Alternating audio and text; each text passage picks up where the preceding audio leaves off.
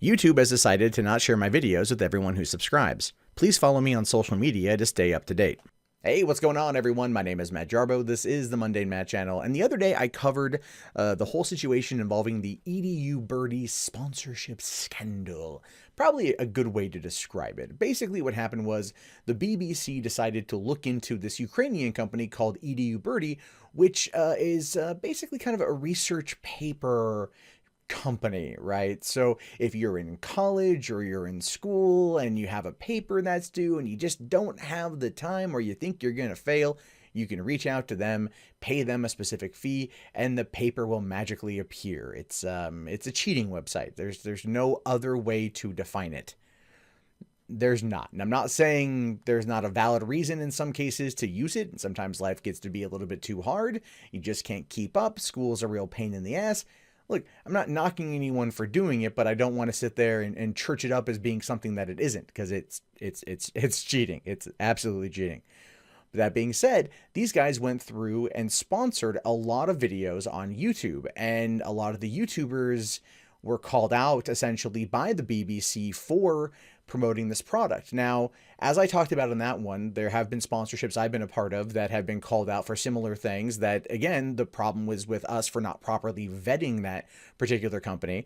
So I understand where these YouTubers are coming from, and I understand why they are upset, why they're very furious with the BBC now, because YouTube basically pulled a lot of these videos. Now, it says here, YouTube stars fury as videos promoting cheating removed. Right. And then, yeah, YouTube went through after this whole thing and started pulling all that content. And it's interesting because they're very much in a reactionary phase right now. It's really angering a lot of YouTubers because they don't quite know what is good, what isn't good. And they find themselves kind of caught in the crossfire, all because they're trying to make a dollar to survive. And YouTube has been kind of slowly pulling back on advertisements due to the adpocalypse. And so it kind of puts some content creators in a very precarious position for trying to just maintain their existence while still putting out other content and not trying to effectively bleed their customer base dry, which is, I think, where a lot of things are going next, to be honest with you. Now, it says here, YouTube stars are complaining after hundreds of videos containing adverts for an essay writing service were removed from their channels. It follows a BBC trending investigation, which found more than 250 channels had YouTubers plugging EduBirdie. Many of the adverts urge students to use EduBirdie to hire a super smart nerd to write their essays. Now, I think I pointed this out before. The super smart nerd was kind of a repeating factor, which means that when EduBirdie reached out to these YouTubers, that was part of the talking points. The couple different sponsorships that I've done, they've always kind of come with talking points. It's like, oh, talk about this, talk about this, talk about this, but put your spin on it, put your thing on it. That's what they want. And so if they're using the super smart nerd, that's probably a direct quote from whatever packet EduBirdie sent them when they agreed to the sponsorship deal. Now, the advert appears in the middle of videos covering a range of interests, including pranks, video games, fashion, and dating. In most of them, YouTube star breaks off from what they're doing in order to promote EduBirdie. Interesting that they ran it in the middle of the video and not at the end or the beginning of it. That's interesting. That actually makes a lot of sense. Now, the BBC investigation uncovered more than 1,400 videos with a total of more than 700 million views. In response to the discovery, University's Minister Sam Gyimah said YouTube had a moral responsibility to act because the adverts were enabling and normalizing cheating potentially on an industrial scale. Again, I don't quite believe that. I know YouTube is going to want to react because this doesn't look good for them, but at the same time, where things are at right now, it's like, you know, we're free to kind of put these ads on these videos. We're free to work with these companies. YouTube has never stepped in to say you can't really do this. They have some guidelines, I think, like, you know, like porn and stuff. But I know people that are sponsored by adamandeve.com. I know people that are sponsored by porn websites that will put out content, or bondage websites or adult toy websites. They get sponsorship deals through them. They run those, and YouTube never really seems to care. And I guarantee you that they know about this kind of stuff. But again, it boils down to the whole idea of, you know, you don't really care until you get called out for it, sort of thing. Now, YouTube emailed some channels warning that it would take the videos down, which contained the adverts, if they didn't edit out the promotions by Friday, or edit out the promotions. Since then, a wave of disgruntled YouTubers have turned to Twitter to complain at the removal of their videos. Hey, listen, YouTube emailed them to say, take this stuff out or we're going to be striking it down. to be fair, that is way more credit. That is way more heads up space than YouTube has given in quite some time. And I think a lot of us on this platform would be like, yeah, no, they don't ever do that. They just strike the shit down and move on with their day. One channel, To Catch a Cheater, said 49 of his videos, a year's worth of work, had disappeared. Aldous World TV said it lost almost 30 videos and questioned why he had been able to post so many containing the adverts. He lost, think about that for a second. They were paying out 30 videos with that particular sponsorship on there. Like, that must have been a really, really lucrative deal. Like a really, really lucrative deal.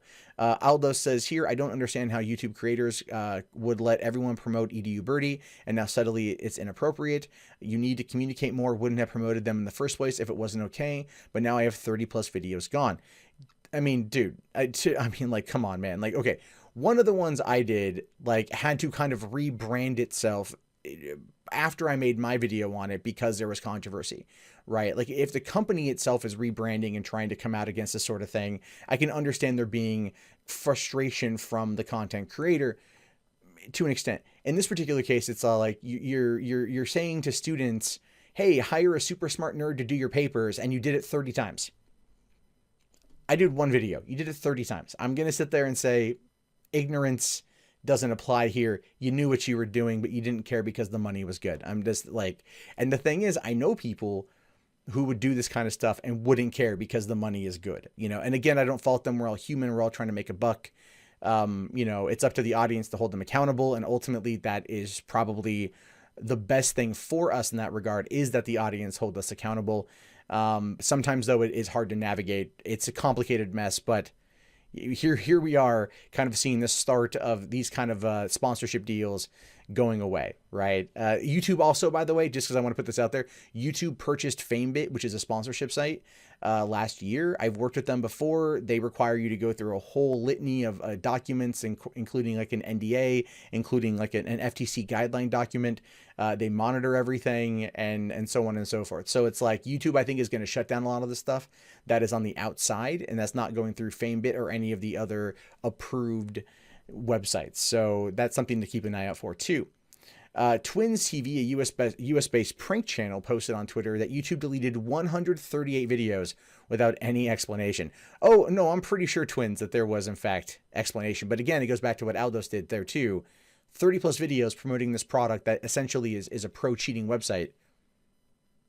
You know, I'm just saying, it's like, if you've done 138, they're gonna, you know, you can't, I don't think you can claim ignorance on this one. I didn't do nothing. I'm a good boy. No, you've known what you've been up to. You just didn't care. At least be honest about that. Now, some YouTubers like Patty Mayo, who make bounty hunter videos, said that he'd been in the process of editing out the offending adverts when the videos were taken down. In several of his ads, Patty Mayo urged viewers to hire super smart nerds at EduBirdie to write essays in your papers for you. He told BBC Trending that he did not condone or endorse cheating. But dude, you can't sit there and say, I don't condone or endorse these things, but I condoned and endorsed these things, or I at least endorsed this stuff. Like I said, it's not a perfect system, and I'm sure there will be comments in the chat that will be critical of me for one of the things that I've done. As a result, you know, like I said, there are things worth having a discussion there. And come September, about 4 months from now, we can have a very candid conversation about that. So that will be happening then. We'll have that conversation as soon as my non-disparagement clause is up. Anyway, so YouTube has declined to comment on how many videos have come down or if it will allow channels to re-upload the videos without the adverts. Well, if they sent people emails saying to take that stuff down, to re-edit them out of the videos, then I would assume that they probably would allow them to re-upload that content. That content at that point is not offending. It was just a clip inside there. It's like when, you know, you have a content ID claim for one little thing in a longer video and then they claim the monetization for all of it. It's annoying. That's just kind of how the system works. It's really crappy. In a statement given to BBC last week, it said YouTube creators may include paid endorsements as part of their content only if the product or service they are endorsing complies with their advertising policies. But again, when your own advertising policies start to really kind of cut people off at the knees for earning an income, you know, it gets to be, people are going to start seeking it out elsewhere without trying to bleed their audiences dry. And I know live streaming is a big thing about that right now. People want, you know, like the super chat money is really good, even though YouTube takes 30% of that. Like it's still something that people rely on. because YouTube has kind of been, been really kind of cornering them in terms of how to get income. And that is not good. It's not good at all. So it's this next year is going to be very fascinating with how these things kind of play out, because I'm pretty sure we're going to see more things like this come down the pipeline. It says, we do not allow ads for essay writing, and so paid promotions of these services will be removed when we discover them. We will be working with creators going forward so they better understand that in video promotions must not promote dishonest activity. Yet again, they still haven't sent an email to anyone about this. There's been very little communication about this so far. So either they're trying to work on it right now, or ultimately they're just going to do this, let the controversy blow over, and then just, never say anything outside of a blog post, which then never gets sent around anybody.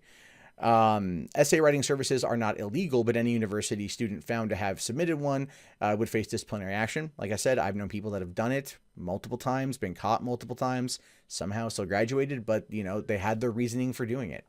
If you've worked hard to get into university, you potentially throw it all away by cheating and getting found out. It's wrong, full stop, says the professor from before. EduBirdie is run by a company called Boosta, which operates several online essay writing companies. It says it cannot be held responsible for what social influencers say on their channel, which is a load of crap. If they're paying them to say things about EduBirdie, then they not that they're taking responsibility, because they really can't, but at the same time, it's like, don't act like you're completely innocent here. It says, we give influencers total freedom in how they prefer to present EduBirdie platform to their audience in a way they feel would most be relevant to their viewers. But that's not an answer, right? That's not an answer at all. It's like when they have you do it in the middle of the video, when you stop what you're doing and you cut away to a 30-second or minute-long promo for this type of company. Yeah, you give them the freedom to express themselves, but the end goal, the end message is still the same. So I'm going to sit there and say, that's a bullshit. He says, we do admit many tend to copy and paste each other's shout outs with the focus on get someone to do your homework for you, but this is their creative choice. Now, see, here's the thing. 700 million views spanned across 1,400 videos, and they may copy and paste from each other, just means that you don't care enough to step in. Now, like I said, this is a complicated issue that is very nuanced, and it does boil down to a factor of money presented or money offered versus ease of getting that money. I mean, many of the times in these cases, when you do a shout out or something for an advert, you literally you're getting paid maybe a few hundred or a few thousand or several $1,000s for what can only be like a couple hours worth of work. If it's a dedicated video, if it's a shout out, you're looking at maybe like an additional 20 minutes at max for that amount of effort. I mean, people are just going to sit there and take the easy money. I can't fault them for that. This is presented to them, but I like that EduBirdie is trying to act like we didn't do nothing. We didn't do nothing. We a good boy, and you're like, no. Like, no, come on, man. Like, you can't sit there. You're tossing people under the bus, understandably, but at the same time, don't think people are going to be not going to see through your shit. Now, it added a disclaimer on its website that suggested work provided by EduBirdie was supplied only as a sample or a reference. EduBirdie's own channel on YouTube has been severely pruned back. Where there was once dozens of videos, now there's just one left, a guide to how to write an introduction to an essay. So essentially what we have here is we've got a company that is very much trying to, get out of this spotlight it's found itself in, but it's made a lot of money probably selling this kind of service, and YouTube is striking it down because it goes against their practices. Now, the question remains, and I do want to put this out to you guys, if you've made it this far, 15 minutes, long time, but I get it. If you've gotten to this point and you say, well, do you think that the burden therefore lies on the content creator? Does it lie on the company? Is YouTube overstepping their bounds? Where's the problem here? If there is a problem, should YouTube just step back and let these guys, pimp whatever they're going to pimp? Is there a line you don't think they should cross? These are things I'm curious to know, because this is a very nuanced conversation and discussion. My personal take on it is that this is the type of product that I personally would not endorse, because it is cheating. It is cheating. It is dishonest, and I wouldn't do it. And, you'll learn a lot as you go through the process of these kind of sponsorship. There are times I will get 20 emails in a week from these companies that want to sponsor content. And it's sometimes like, some of the weirdest stuff that you really question the ethical nature of it. And I generally just tend to spam, trash those particular emails, because I don't want to go down that pathway. So this is where it's going to maybe hurt some independent sponsors that are going to be looking for the creators that are going to be pushing stuff out there, because now there's this, there's going to be a fear based around the concept of everything, and we'll have to wait and see what happens. But at the end of the day, it boils down to money. It boils down to a lot of money. And in 2017 and 2018, content creators have been getting hit from every single angle. YouTube now is not showing videos. The ad revenue has dipped in half. I mean, or more in many cases, and it's hurting people in a way that is going to force them to go down this path in order to keep themselves afloat, because this is the career that they've chosen. And yeah. So anyway, I want to hear what you guys have to say about this. Let me know in the comments. My name is, of course, Matt Jarbo. This is the Monday Matt channel. If you haven't already, please thumbs up the video, subscribe, and check back often for more content from me. In fact, if you want to watch more content, you can do so right now.